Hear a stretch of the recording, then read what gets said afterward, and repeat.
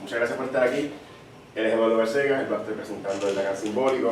Lacan no, Eduardo. Se graduó aquí del Departamento de Psicología, de un doctorado. También es miembro del Foro del Campo Lacaniano, también es miembro del Taller del Discurso Psicoanalítico de Puerto Rico. Nada, yo lo conozco hace muchos años, muy buena persona, aparte de todo esto, y lo voy a dejar entonces pues sí, quiero aprovechar esa señorita que está ahí, Carolina Forastieri, también es miembro del Foro del Campo Lacaniano.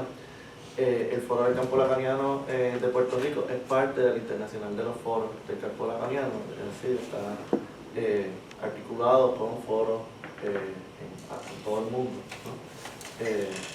Y sobre todo con la zona del Caribe y América Latina al norte. Así que, digamos, lo que se hace aquí, ¿verdad?, se trata de compartir afuera y viceversa, sobre todo con los compañeros colombianos y venezolanos. Ahora en el verano hay un encuentro internacional que el que esa información se puede comunicar con nosotros, ¿verdad? Una experiencia rara, ¿verdad?, porque usualmente estos encuentros se hacen en Francia, o se hacen en Argentina, o en Brasil, lugares, ¿verdad?, donde hay más gente, y este año le tocó a Colombia, ¿verdad? Así que todo el mundo que es parte de los foros del Campo Lacaniano va a estar allá, es importante va a estar en Colombia, es una experiencia que el que pueda, que le interese, vale la pena. Bueno, pues como dijo Cristian, mi conferencia se titula Lacan simbólico, acercamiento a la obra de Jacques Lacan de 1950 a 1960. Esta es la segunda parte, ¿verdad?, de un ejercicio que he estado haciendo aquí. El semestre pasado presenté un acercamiento al Lacan imaginario y presenté un poco sobre la vida y las elaboraciones de Lacan en 1930 a 1950. Si comparan las dos conferencias, ¿verdad?, se darán cuenta que el énfasis es radicalmente no opuesto, ¿verdad?, pero distinto. Y Lacan no descarta lo que había dicho antes, pero sí elabora toda una serie de elementos nuevos. Así que,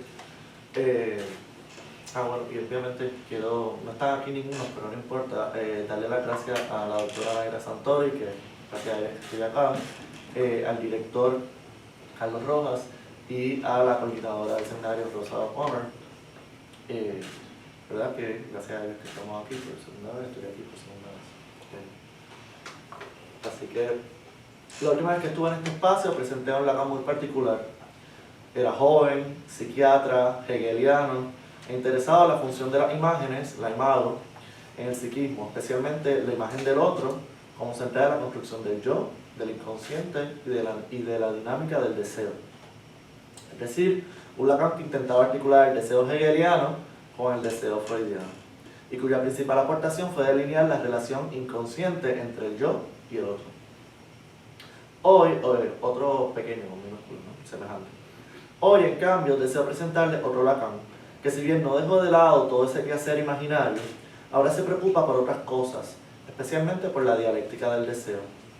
Dialéctica que no tiene tanto que ver con Hegel o Platón, ¿no?, y su tesis, antítesis y superación, sino con el sentido etimológico del término, es decir, su relación con la palabra. La dialéctica es lo que sale de la palabra, una conversación, tiene que ver con la conversación.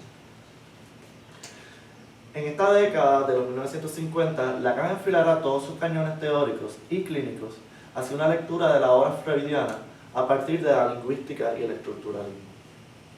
No por azar, su enseñanza se inaugura con un discurso en Roma, dictado en 1953, titulado Función y campo de la palabra en psicoanálisis. Con esto comienza el primer tiempo de su enseñanza, dedicada explícitamente, y realmente lo dice todo el tiempo, a lo que él llamó un retorno a Freud. La tesis lacaniana es que el inconsciente que Freud descubrió, esa otra escena, con todos sus mecanismos, dinámica, tópica y su realidad propia, ese inconsciente que está en el centro de la experiencia analítica, está, y cito, estructurado como un lenguaje. Aunque esa frase de Lacan no aparece explícita en esos primeros años. Él sí, luego cuando lo retoma, sobre todo en los años 70, él dice, ¿verdad? Todos esos primeros años, esto fue lo que dije. Todo lo que él hace va de acuerdo con esa tesis, con esa forma. Pero él no lo dice como tal entre los 50 y los 60, no aparece en ninguno de sus, al menos de sus escritos. Y de hecho, aprovecho, ese primer texto del discurso de Roma, que es de 1953, tiene básicamente, obviamente de manera muy cifrada, todo lo que Lacan va a decir entre 1950 y 1958, básicamente. Así que todo ya estaba ahí. Okay. Sin embargo, antes de continuar, ¿qué sabemos de Lacan en estos años? ¿Qué ocurría a su alrededor, verdad? Igual que la otra vez, quiero darle un poco del contexto, esta vez un poco menos, ¿no? ¿Quién es Lacan en 1950? Para la década de 1950, Lacan ya era conocido en los círculos intelectuales franceses, sobre todo a partir de su tesis doctoral. Su relación con los surrealistas, psiquiatras, filósofos estaba establecida. Había estudiado con Alexander Koyev, era amigo y ayudó a Bataille a escribir, por ejemplo, el erotismo, ¿no? A revisarlo. Conocía a Sartre, a Poiret, ¿verdad? Un montón de gente. Incluso en estos años 50, a través de Jean Beaufret, traductor de Heidegger al alemán, Heidegger va a visitarlo y se queda con él unos días y él acuerda con la traducción de un fragmento de Logos, ¿no? Y lo hace. Heidegger no estuvo contento con eso, ¿verdad? No le gustó la traducción, pero así que estaba muy inmerso en todo ese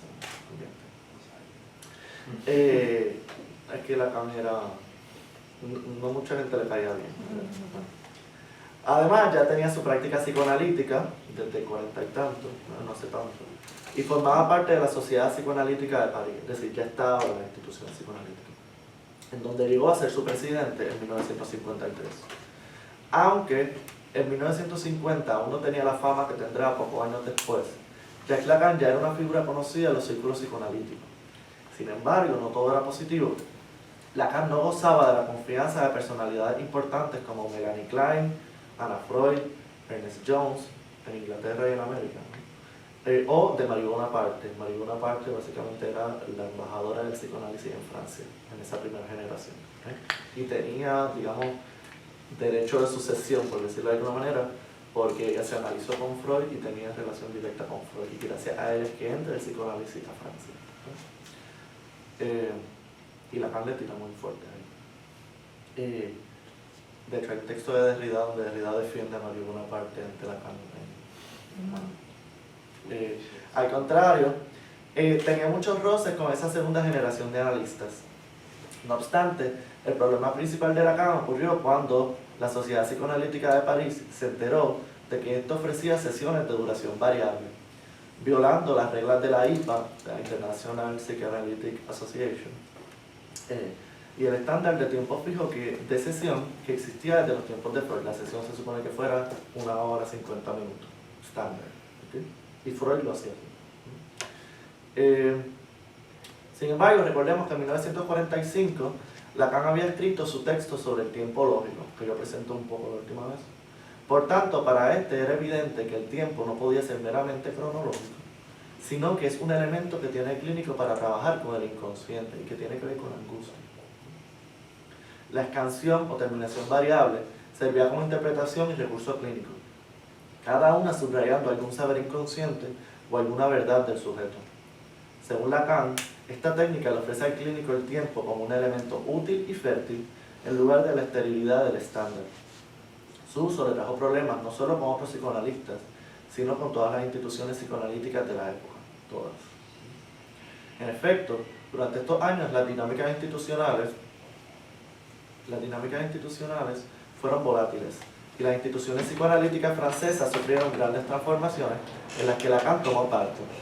En 1953, varios psicoanalistas, entre ellos Daniel Lacan, François Dolto, que eran principalmente psicoanalistas universitarios, es decir, que estaban en la universidad, se separaron de la Sociedad Psicoanalítica de París y fundaron la Sociedad Francesa de Psicoanálisis, un poco menos ortodoxa y más progresista. a la cual Lacan se afilió hasta 1963, cuando fue expulsado, junto con François Dolto, como condición para que la Sociedad Francesa de Psicoanálisis fuera aprobada, es decir, reintegrada por la IPA, otra vez para cumplir con los estándares de... Aquí pasa, pero por la para poder, para que aceptaran a esa sociedad como parte de la internacional, le dijeron sí, pero a condición de que Dolto y Lacan sean excluidos de la sociedad. ¿Okay? Sobre todo porque eran muy críticos de la psicología, del psicoanálisis que había en Norteamérica, que estaba basado en el yo y en la fortaleza del yo. ¿Okay? Ambos le daban muy fuerte, ¿no?, crítica a esa corriente. Dejando de lado la novela institucional, en el frente teórico, el inicio de la década de los 50 tuvo, a modo de introducción, pasaron muchas otras cosas, era compleja, ¿no?, pero un evento importantísimo. En 1949, Claude Lévi-Strauss, padre de la antropología estructural, publicó su libro Las estructuras elementales de parentesco. En él se planteaba que todas las culturas tenían como fundamento básico la prohibición del incesto, ¿verdad?, y refuerza todas las tesis freudianas, ¿no?, de totem y tabú, el malestar en la cultura, la castración, el edipo, ¿verdad?, desde la antropología. Y que esto requería de la función del lenguaje. Es decir, con Lévi-Strauss quedó claro que todo eso necesitaba como condición del lenguaje. Con esta postura brillantemente defendida, Lévi-Strauss reforzó indirectamente las tesis freudianas sobre la cultura y los vínculos directos con el lenguaje. Además está decir que Lévi-Strauss tuvo un valor enorme para el pensamiento de Lacan, quien defenderá a capa y espada la importancia del lenguaje para la experiencia analítica. No obstante, hay que reconocer que, inmensamente culto como era, Lacan se acercó al lenguaje también desde la filosofía, desde Platón, San Agustín, Heidegger. De hecho, él dice que San Agustín es tan lingüista como Benveniste, ¿no?, y lo dice así. Desde la lingüística, de Saussure, Jacobson, y hasta la literatura. No obstante, el pensamiento estructuralista será vital para el acercamiento que hace Lacan del inconsciente freudiano. Este se verá tanto en sus escritos, que ahora cambian radicalmente, como sus seminarios que comienzan en 1953, ¿verdad?, poco después del discurso de Roma, hasta 1980, realmente 1981 que muere. Entonces, ¿qué propone Lacan en estos años? La propuesta de Lacan en este periodo es explícita y tiene una doble vertiente. Por un lado, hacer una relectura del psicoanálisis freudiano a partir de la lingüística estructural. Y por otro, hacer un retorno a Freud. ¿Verdad? Como contradictorio, ¿verdad? Porque es como hacer un progreso y a la misma vez un regreso, ¿no? Aunque pueden parecer contradictorias, estas dos vertientes no son sino la misma cosa. En el fondo, la hipótesis lacaniana es que Freud descubrió que el inconsciente está estructurado como un lenguaje. Aunque no lo haya dicho en esos términos, Lacan estaba convencido, y así lo afirmó tanto en su teoría como en su clínica, de que lo que había descubierto Freud no era otra cosa que una elaboración sobre las consecuencias de que el hombre esté atravesado por el lenguaje. Eso es el psicoanálisis. Las consecuencias de que el hombre sea un animal hablante, ¿no? Vayamos a Freud. Según Lacan, y es fácilmente constatable, si sobre algo abordan los primeros textos de Freud, es que el inconsciente, su deseo y las formaciones que de él afloran están íntimamente entrelazados con representaciones. Sobre este tema versan en su integridad la interpretación de los sueños, el chiste y su relación con el inconsciente y psicopatología de la vida cotidiana. Todos son juegos de representaciones, juegos de palabras. Si usted lo lee, no hay forma que no se dé cuenta de eso, ¿no? Los fundamentos del psicoanálisis son hallados ahí entre representaciones, desplazamientos, condensaciones, lapsus, dobles sentidos, actos fallidos, etc. Todo lo que elabora Freud tiene que ver con una producción de sentido que opera principalmente con representaciones.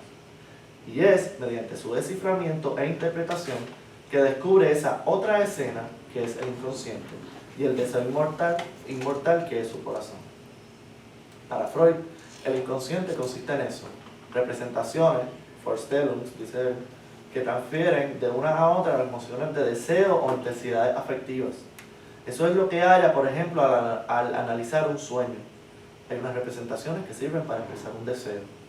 Sin embargo, también descubrió precisamente que ese juego y esos rodeos no son actos de la conciencia, sino funciones psíquicas primarias que chocan con la censura yoica y con la represión, que por diversas razones, ejerce sobre las representaciones. Por eso lo que descubre no son representaciones claras, estilo New Age, ¿verdad? Que si tienes tal cosa, es tal cosa, ¿verdad? No. Lo que descubre, ¿verdad? No son representaciones claras, unívocas o evidentes, sino por el contrario, lo que encuentra es una utilización enorme de tropos, exageraciones, desplazamientos, condensaciones, omisiones, elementos extraños o irrelevantes.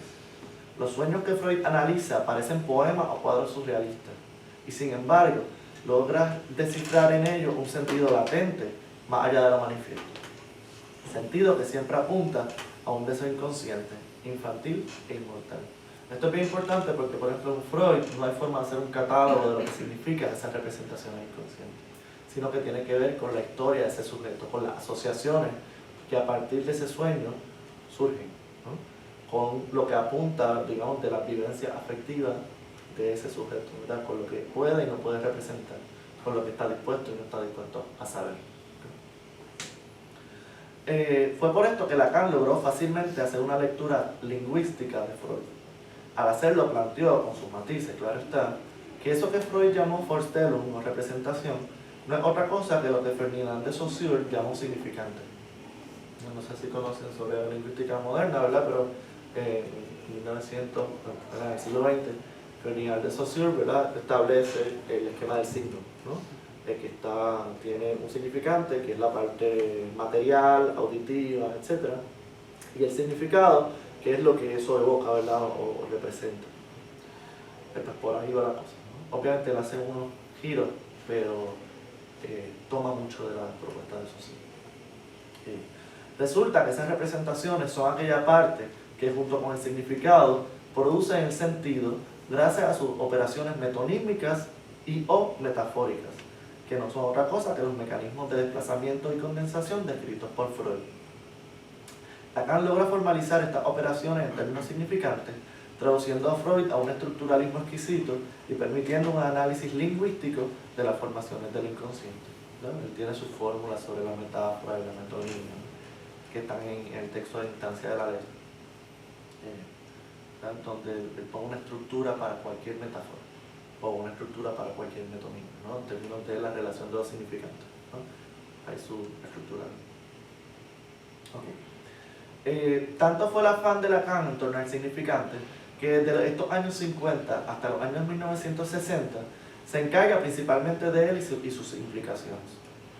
Se llegó a decir que parecía como si todo fuera explicado por el significante. Sin embargo, eso no es cierto. Si bien gracias a esta lectura Lacan puede hacer un retorno a Freud y poner en perspectiva el descubrimiento del maestro, también le sirve para ir poco a poco acercándose a sus límites.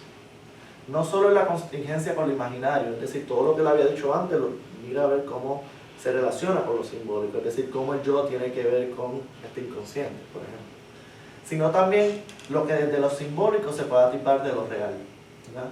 Y él va poco a poco a través de la falta, del falo, de la cosa, de diferentes conceptos, viendo aquello que queda más allá de lo simbólico. Un ejercicio bastante kantiano, ¿no?, de ver lo que está más allá del límite.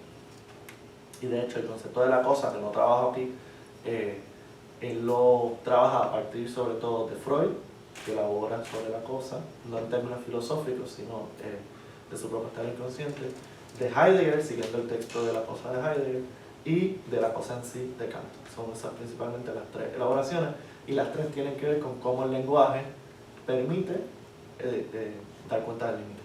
Ambas, las tres propuestas. ¿Okay?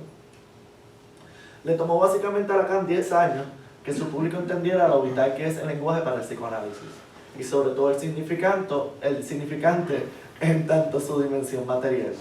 ¿Okay? Sin embargo, sí, no voy a hablar del falo. Sin embargo, cualquier persona que haya pasado por un psicoanálisis, ya sea como analista o como analizante, puede dar cuenta de ello, es decir, que el psicoanálisis tiene que ver con el lenguaje. sin necesidad de la teoría. Recordemos que desde su génesis el método fue bautizado por una de sus primeras pacientes como un talking cure, ¿no? Ana O le llama así. Y pregunto, ¿acaso es posible un psicoanálisis sin la palabra? Sin significantes, ¿no? Pienso que tanto para Freud como para Lacan la respuesta es negativa, pues el poder del analista es precisamente el convocar y dar lugar a la palabra. Sin ello no hay tratamiento posible, sin escucha no hay psicoanálisis, ¿okay? De hecho, un psicoanalista opera sobre todo, ¿verdad? No siempre, pero en silencio.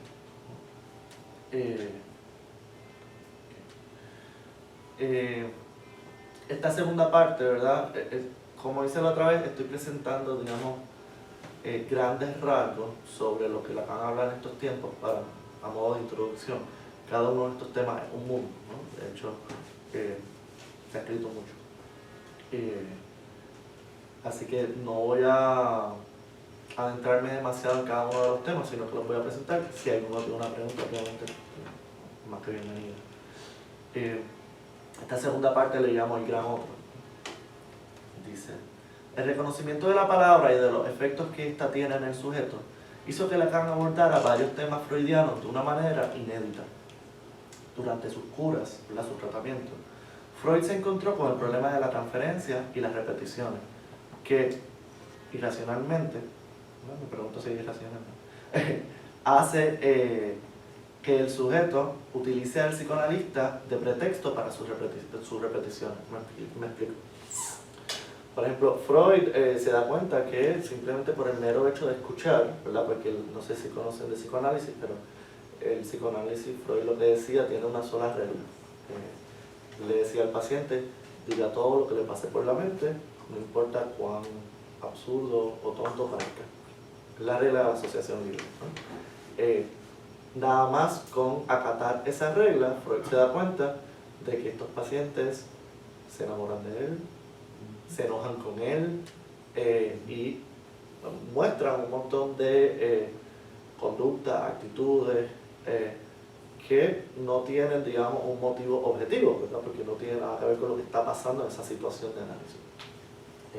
Y Freud lo plantea en términos de repetición, es decir, que está usando la figura del analista para repetir lo que en su historia ha hecho con su padre, su madre, su hermano, etc. Que en ese sentido, voy a seguir leyendo, no voy a repetir. Dice, ocurría que los pacientes, por el mero hecho de ser escuchados, repetían actitudes, afectos, problemas y todo tipo de situaciones sin razón objetiva para ello. Para Freud, la respuesta al porqué de este fenómeno fue encontrada en la dinámica infantil, sobre todo en la relación con la madre y sus secuelas. El padre, los hermanos también, pero principal la madre.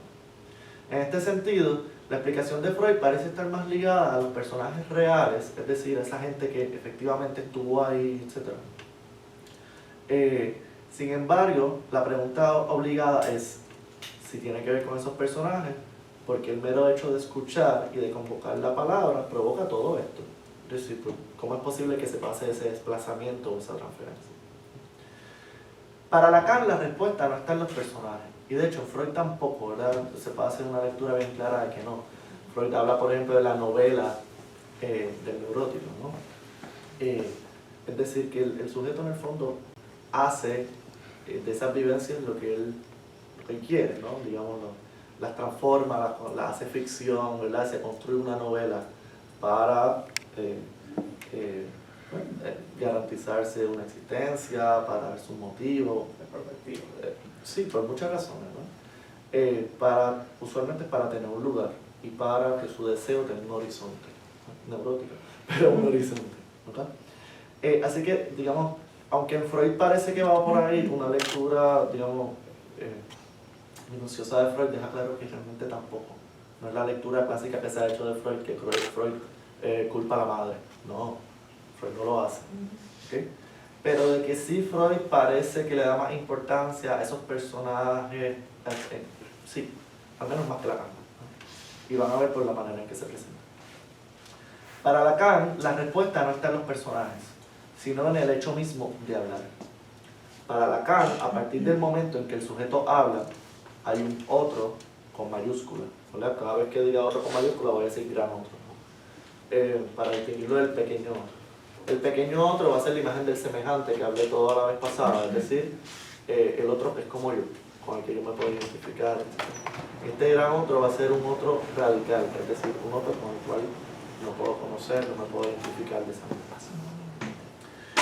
Otro, y cito, absoluto, es decir, que es reconocido pero no conocido.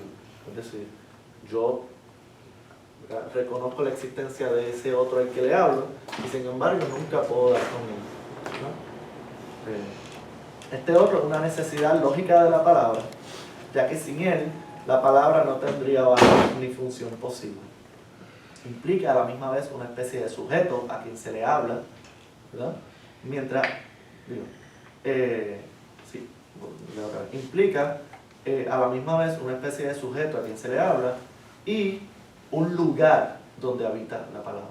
Lacan siempre va a trabajar esas dos vertientes, ¿no? El sujeto, este otro, como si fuera una persona a la que se le habla, y a la misma vez ese otro que no es otra cosa que el lugar donde están esas palabras.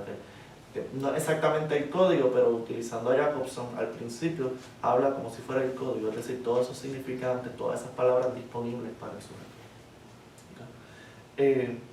Para el sujeto, el otro siempre estará escindido entre esas dos versiones, las cuales teóricamente parecen incompatibles nuevamente, pero que en la experiencia son fácilmente conciliables. Vean. El otro para Lacan viene a sustituir lo que en muchas ocasiones de las elaboraciones freudianas refería a la madre, y hablo de madre aquí con mayúsculas, ¿no? ¿Acaso no se ve que la madre es precisamente ese primer otro, más allá de su persona? Pues es ella la portadora del orden simbólico, ya que el sujeto dirige todas sus palabras y demandas. ¿Acaso no es la madre quien introduce al niño en el orden simbólico? Le nombra, le llama, establece un ritmo. No todas las culturas tienen el mismo ritmo, y menos nosotros que vamos a las millas. Le significa, etc. En la figura materna podemos ver cómo el lugar de la palabra coincide con esa alteridad absoluta. Pues cuando el niño le habla, no le habla a un otro, es decir, un semejante, sino a algo que no conoce, pero que reconoce. Realmente, a veces el niño, la mamá no está y la llama como si estuviera, ¿no? Invoca su presencia.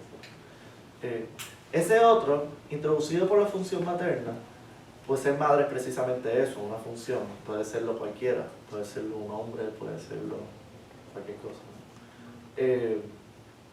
¿no? Implica precisamente la intervención del tesoro de significantes, es decir, todo el legado simbólico que implica la cultura, todas las palabras, todos los símbolos por ejemplo, piensen en la cultura, ¿no? Todas las palabras del vocabulario que se le dicen al niño, todas las maneras de actuar, de caminar, de comer, todo ese registro simbólico de la cultura, que no son otra cosa que símbolos, aunque sean gestos, se le transmiten al niño. Sobre todo la madre al principio, es ese lugar donde está contenido todo eso, donde el niño puede acceder a eso.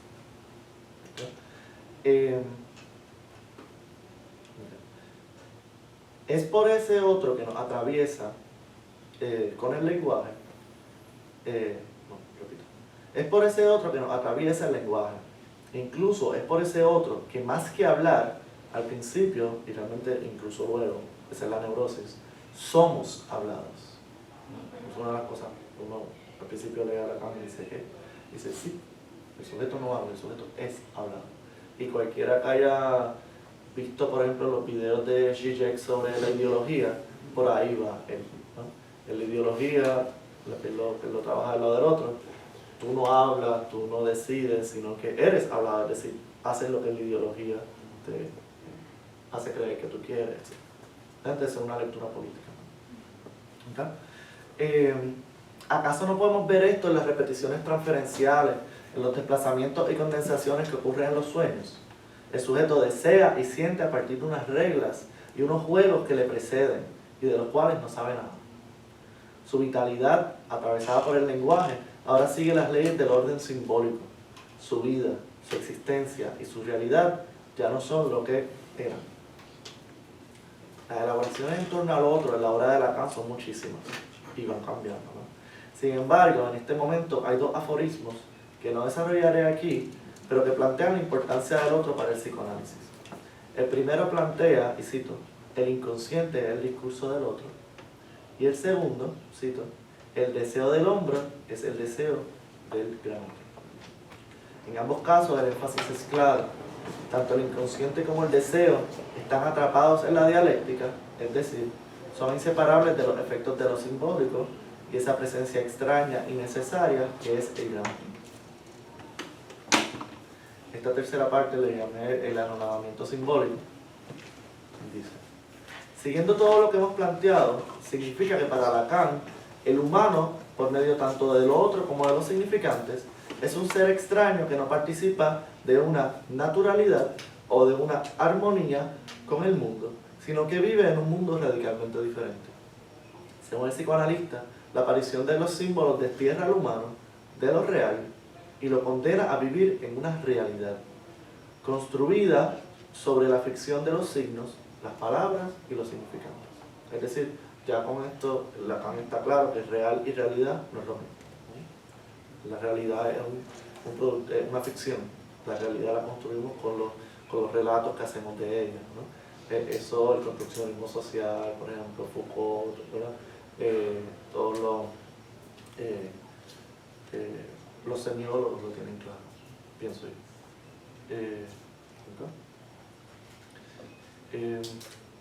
Es decir, a tener un mundo hecho de pequeñas negatividades que a la vez construyen y destruyen, pues si bien sirven de índices para señalar el referente real, siempre de manera incompleta e ilusoria, a la vez tienen plena libertad de él.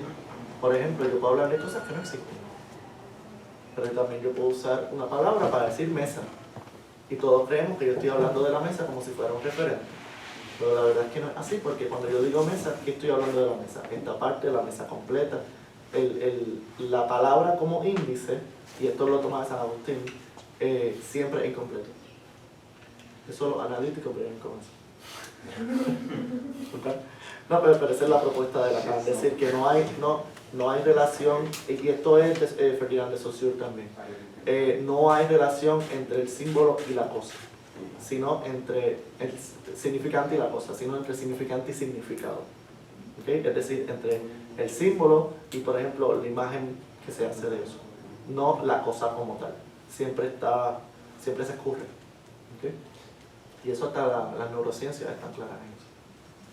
Por si hay positivistas por ahí. No, lo podemos discutir. Okay. Se trata de una realidad que, y cito, está marcada de entrada por el anonadamiento simbólico. ¿Pero qué implica esto? Entre otras cosas, el anonadamiento, ¿verdad? Quiere decir que el símbolo introduce dimensiones que son imposibles fuera del orden del lenguaje. Especialmente dos cosas, hay muchas más, pero especialmente dos cosas. La nada y la muerte, que son elementos imposibles, ¿verdad? Imposibles sin el lenguaje. La nada sería como un punto cero de la experiencia, entonces no sería nada, porque estoy diciéndolo de manera positiva, no hay forma de tener una experiencia de la nada, sería no tener experiencia, no sé si me explico. ¿Okay? Así que la nada, como nombrar algo negativo, es completamente un recurso del lenguaje. Igual la muerte. La muerte, no hay una experiencia de la muerte, hay una no vida, lo mismo, un cese de la vida. Hablar de la muerte, otra vez en términos positivos, implica poder hablar de una negatividad que no tenemos experiencia de eso. ¿Okay? Son dos cosas que son producto, ¿verdad? Solamente se pueden ver a través del lenguaje. Y de hecho, incluso el arte va por ahí, en términos antropológicos, la religión, el arte surge con el lenguaje. Pues, más o menos por la misma época. Y las tumbas. De hecho, las primeras ciudades que se construyen son las necrópolis. Y es precisamente por marcar un lugar donde ya deja de ser un cadáver y empiezan a haber muertos. El muerto se recuerda, el cadáver se queda en el piso. Okay. Haciendo del mundo humano un mundo donde la realidad está a la misma vez anonadada, es decir, hecha nada, y por otro lado mortificada. Porque introduce la nada y la muerte. Quizás suene extraño y hasta metafísico pensar todo esto. No habíamos dicho que Lacan era clínico y que todo esto teórico se basaba en un retorno a Freud, ¿verdad? Porque pensaría que no. Respondo que sí y que una cosa no quita la otra. Con este supuesto anonadamiento simbólico, Lacan no solo vuelve a reiterar la importancia del lenguaje en la construcción del mundo, cosa que puede verse en Freud de múltiples maneras, sino que sobre todo aborda la experiencia de satisfacción de los sujetos, en especial sus paradojas. Pero para entenderlo hay que volver a Freud. Aquí vemos que una cosa no quita la otra. En 1920 Freud sacude el mundo psicoanalítico y filosófico, si me preguntan, al proponer en Más allá del principio del placer su famosa pulsión de muerte. Esta pulsión, constatable en la compulsión a la repetición de experiencias que nunca pudieron haber sido placenteras, ¿verdad? Freud dice que no es que sean repeticiones de cosas que inconscientemente dan placer, dice que son cosas que no hay forma, ¿verdad? Que ni siquiera para el deseo inconsciente sean placenteras. Sin embargo, en lugar de evadirlas, se repiten compulsivamente, una y otra, y otra, y otra, y otra vez. Sobre todo todas las dimensiones del masoquismo, moral, erógeno, etc. ¿Okay? Esa pulsión de muerte es descrita por Freud como un empuje axiomático inherente al humano que busca volver al estado inorgánico, es decir, a la muerte. Esta pulsión buscaría hacer todo lo posible por volver a ese estado anterior, a esa condición previa, y no parará hasta que lo logre. De hecho, la pulsión de muerte nunca para, ¿no? Es siempre asintótica la vida, ¿no? De más está decir que la explicación freudiana de principios de siglo, y si usted lo lee, peca de sesgos biologicistas e inconsistencias. Sin embargo, sus fundamentos no, ¿verdad? Y cualquiera que lea a Freud y diga no, que si esta teoría biológica cambió, que si esto no tiene sentido, etc., no importa, sus fundamentos clínicos están ahí. Y Lacan le va a dar la razón. Bueno, la pulsión de muerte, antes de ser un constructo teórico, es una hipótesis clínica. Y efectivamente, esas repeticiones en la clínica llevan al sujeto al límite, a enfrentarse con la mortificación de manera asintótica. Los pacientes, por ejemplo, piensa un bulímico, un anoréxico, deja de comer lo más que pueda, o se hace daño, ¿verdad? Etcétera. Son quizás la explicación teórica de que hay una pulsión biológica, pues quizás eso no es, pero lo que Freud constata en la clínica es que hay un empuje a cosas que no son satisfactorias y que le pueden costar la vida y mortifican al paciente. Su utilidad clínica es incuestionable. Recordemos que gracias a ella Freud puede articular su segunda tópica, especialmente el superyo, y poner en perspectiva algunas causas del malestar en la cultura, entre muchos otros elementos clínicos. ¿Okay? Sobre todo la transferencia, la relación terapéutica negativa y todos los tipos de masoquismo. ¿Okay? ¿Qué logra Lacan entonces? ¿Acaso no es obvio? ¿Acaso no se ve cómo realmente Lacan logra, de una manera inesperada, decirnos que a pesar de todo Freud estaba en lo correcto? En lo correcto. La muerte, dirá Lacan, no es una experiencia. Por tanto, no es posible que sea un estado anterior al que intente volver la pulsión. Ahí Freud se equivoca, pues la muerte no es concebible sino mediante los símbolos, lo dije ahorita. Sin la mediación que estos permiten, no hay forma de saber nada de ella. Ahí la muerte es como la nada, producto del lenguaje. Por tanto, a pesar de que sí, Freud estaba en lo correcto, por ejemplo, a pesar de sí, Freud estaba en lo correcto, Thanatos, que es como llama la pulsión de muerte, es una pulsión que tiene que ver con la muerte, con una tensión que provoca en el cuerpo la existencia de la muerte. Pero lo que eso significa es que esa pulsión de muerte no es otra cosa que el producto del anonadamiento simbólico, del hecho de hablar y ser hablado, con esas materialidades trascendentes que son las palabras o los significantes. ¿Qué quiero decir? Que Lacan rescata a Freud diciendo, sí, es una pulsión de muerte, si pensamos que es la pulsión provocada por la existencia de la muerte en el humano. Es decir, que el humano esté atravesado por el lenguaje, que el humano hable y que el humano tenga posibilidad de representarse la muerte. Es decir, un más allá, ¿no? Cada vez que el cuerpo es nombrado, tomado o experimentado desde la palabra, todo cambia. El cuerpo se fragmenta y se troza, dejando de ser una unidad o armonía orgánica para ser arbitrariamente rodilla, nariz, ojo, manos, etc. Al ser nombrado se reorganiza y se transforma bajo la ley del otro, ¿verdad? Piénselo, por ejemplo, ¿verdad? Si usted va a una cultura asiática, pues, sobre todo por las religiones, usted tiene un tercer ojo. Nosotros occidentales no lo tenemos. Tan sencillo como eso. Ahí se transforma el cuerpo, ¿no? Además, esa simbolización, siempre imposible hacerla total, pues anonadar no es otra cosa que afectar, restarle realidad a algo, que sin embargo se mantiene ahí. A pesar de ello, introduce un nuevo límite, una especie de grado cero.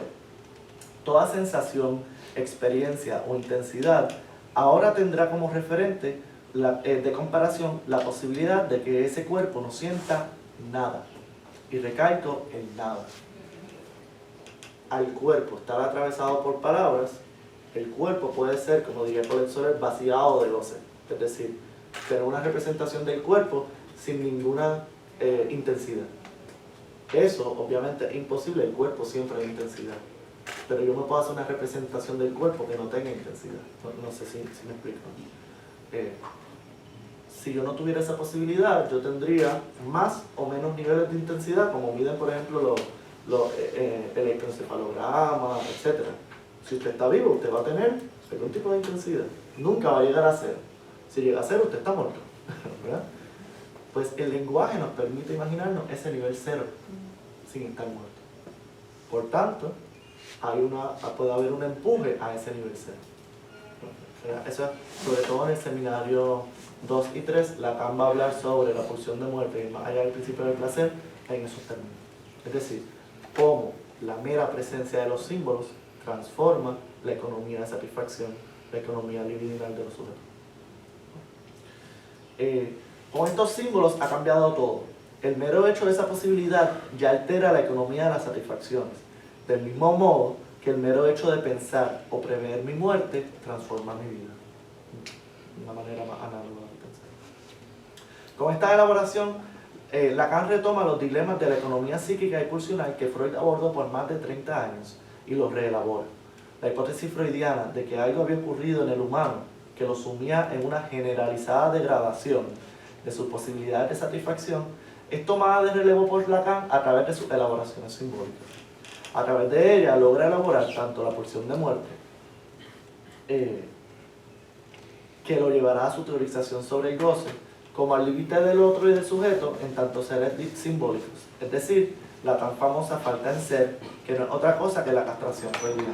¿Okay? Es decir, que trabajar la economía psíquica a partir de los símbolos lo lleva por un lado a plantear su teoría del goce, o al lado sus nociones del goce, y por el otro a plantear del lado de lo que escapa a lo simbólico.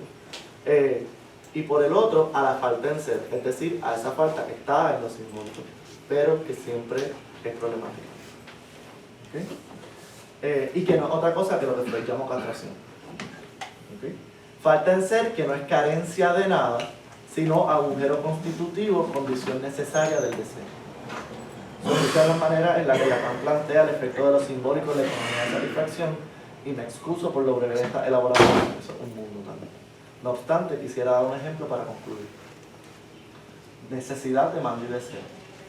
Hemos planteado que en esta época para Lacan el inconsciente y por tanto el deseo tiene que ver con la dialéctica, con el significante, con el otro y con los efectos que esto tiene, como la compulsión de repetición. Hemos planteado también que el sujeto es hablado por el otro y que hay algo que cambia radicalmente en su cuerpo. Creo que un ejemplo perfecto de esto es la relación que plantea Lacan entre necesidad, demanda y deseo en el infante. Y me parece importante el ejemplo porque parece que estoy hablando de muchas cosas separadas. Y realmente, si le dan a Lacan, él lo trabaja incluso así. Pero con este ejemplo, ¿verdad? Que no es clínico per se, ¿verdad? Pero va más hacia la experiencia. Se ve como todo está junto, no todo está integrado. Veamos. Cuando un niño es traído al mundo, es traído, además de por aparatos biológicos o científicos, ¿verdad? Es decir, un cuerpo que puede reproducirse, o un in vitro, etc. Es traído por un deseo, por más terrible que sea, ¿verdad? Puede ser una violación y hay un deseo que me dio ahí que llegara a esa persona. Por tanto, el gran otro y su deseo le preceden. A todos nosotros nos preceden, por eso tenemos historia, por eso tenemos familia, etc. El niño ya tiene una existencia en cuanto a sujeto, incluso antes de ser encarnado. Ya existe, por ejemplo, la fantasía de los padres, en el nombre que ya tienen, etc. Luego de nacer, ese infante, cachorro prematuro, depende totalmente de su cuidador o sus cuidadores, es decir, de la madre, cómo funciona, para satisfacer sus necesidades biológicas. Pero ¿cómo se da esta relación? ¿Ocurre como todos los otros animales, siguiendo un programa estable, siempre igual? Veamos. Hay algo que conmociona al niño. Entonces, grita, se mueve, reacciona.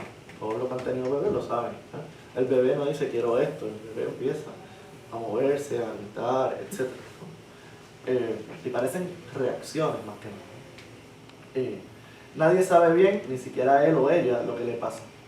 Sin embargo, es su madre que con más o menos certeza significa esa conmoción o ese grito como demanda.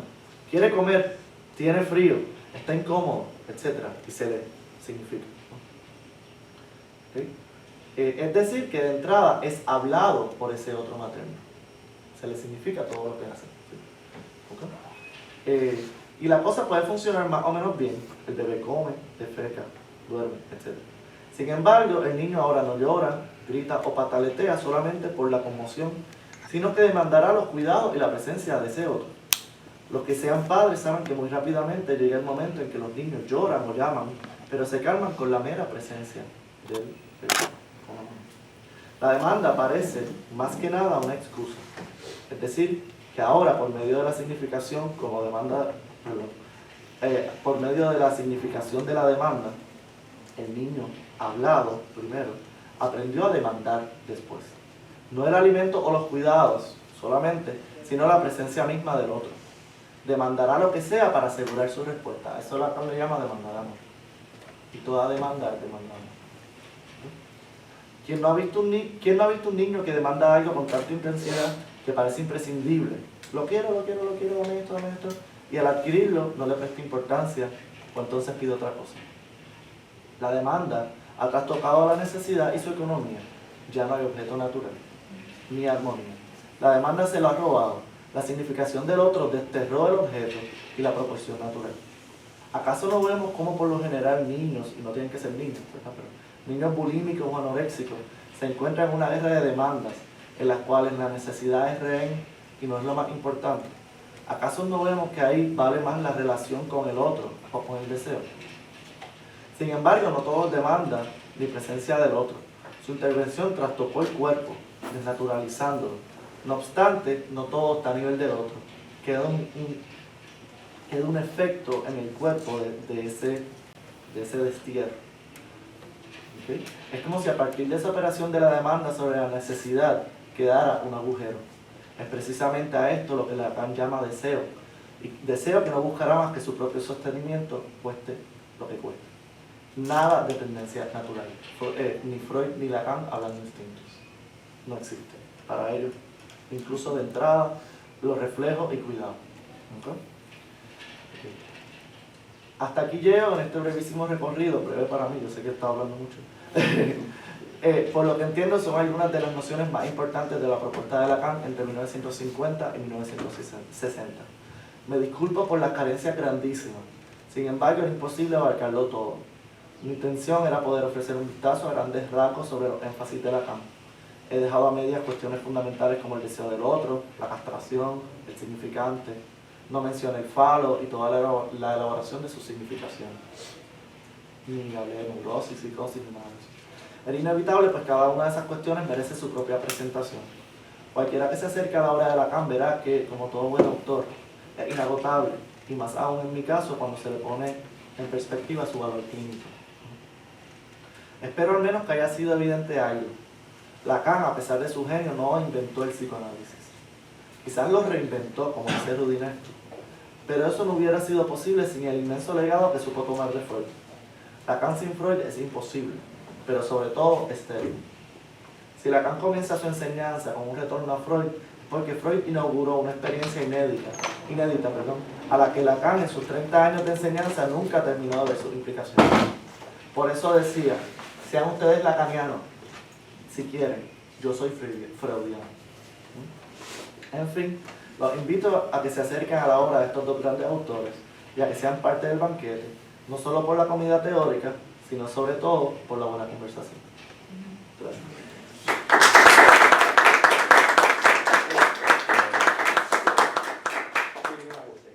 Ahí se acabó ¿verdad? Obviamente. Sí. El